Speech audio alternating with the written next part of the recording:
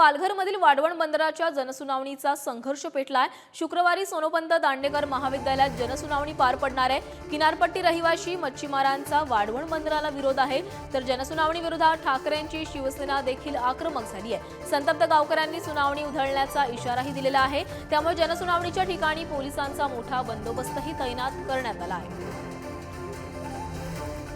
पालघरमधील प्रस्तावित वाढवण बंदराविरोधात आता गावकरी आक्रमक झालेले आहेत आणि याच बंदराबाबत उद्या जनसुनावणी पार पडणार आहे।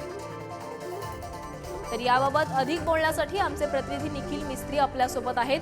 निखिल, उद्या आता वाढवण बंदराबाबतच्या जनसुनावणीला सुरुवात होणार आहे। उद्या पार पडणार आहे ही सुनावणी। कशा प्रकारे या सुनावणीचे नियोजन करण्यात आलेलं आहे आणि सध्या तिथे काय वातावरण आहे, कशा प्रकारचा पोलीस बंदोबस्त पाहायला मिळतोय? नक्कीच पंतप्रधान नरेंद्र मोदी यांच्या ड्रीम प्रोजेक्टपैकी वाढवण बंदर हा एक प्रकल्प आहे आणि या प्रकल्पासाठी आता केंद्र शासनाकडून जोरदार हालचाली आहेत त्या सुरू झालेल्या आहेत। हालचालींना जोरदार वेग आलेला आहे। त्यातच या बंदराच्या पर्यावरणीय मंजुरीसाठी पर्यावरण मूल्यांकन प्रभावाच्या पर्यावरणीय मंजुरीसाठी इथे जनसुनावणी आयोजित केलेली आहे। या जनसुनावणीसाठी प्रशासनामार्फत जय्यत तयारी सुरू झालेली आहे।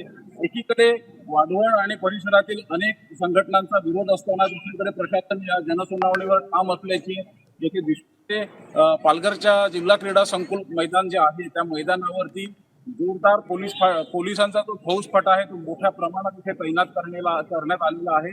संपूर्ण महाराष्ट्रभरातून जे पोलीस आहेत ते इथे त्याचसोबत विशेष सुरक्षा येण्याचे समजते। चोख पोलीस बंदोबस्त या जनसुनावणी ठेवण्यात आलेला आहे। दरम्यान प्रशासनाने या जनसुनावणीच्या ठिकाणी कोणत्याही प्रकारचा अनुचित प्रकार घडू नये याची पूर्णपणे खबरदारी सुरुवात केलेली आहे। 2 दिवसापूर्वी ठाकरे गटाने ही जनसुनावणी झाली तर आम्ही आंदोलन करू अशा प्रकारे प्रशासनाला दिलेलं होतं। त्या पार्श्वभूमीवर प्रशासन जे आहे ते ऍक्शन मोडवर आलेलं आहे आणि आपण इथे पाहू शकता मोठ्या प्रमाणात पोलीस फोर्स 10 ते 15,000 लोक येथे देण्यात आलेला आहे। संपूर्णपणे या जनसुनावणीच्या ठिकाणी पोलीस छावणी तर सुरू गेल्या 2 दिवसांपासून पोलीस इथे तळे ठोकून आहेत।